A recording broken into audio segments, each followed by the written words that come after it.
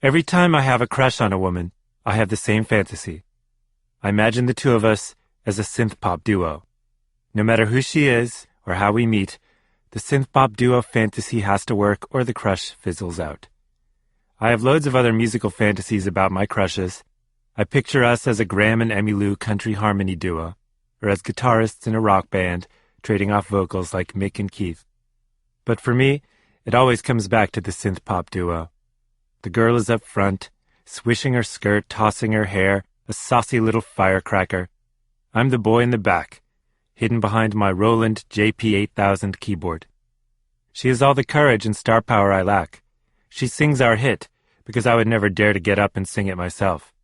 She moves the crowd, while I lurk in the shadows, lavishing all my computer blue love on her, punching the buttons that shower her in disco bliss and bathe her in the spotlight. I make her a star. I am always fueled by my synth-pop fantasies. It's fun thinking up the names for these groups. These days I live a few blocks away from a store called Metropolitan Floors, which is the greatest synth-pop duo name ever, I think. I want to be in a band called Metropolitan Floors. Not the Metropolitan Floors. Real synth-pop duos never have a "the" in their names. According to the awning, we are more than just floors.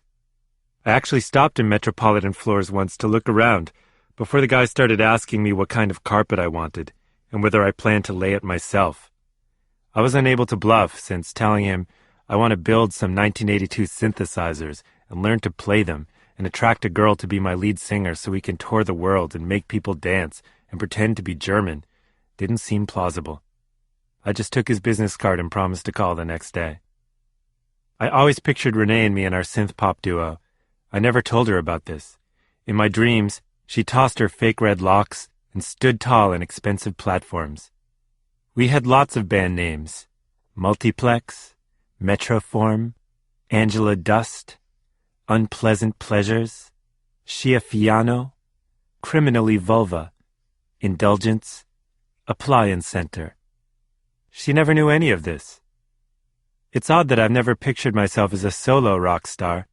I've always dreamed of a new wave girl to stand up front and be shameless and lippy, to take the heat, teach me her tricks, teach me to be brave, like her. I needed someone with a quicker wit than mine. The new wave girl was brazen and scarlet.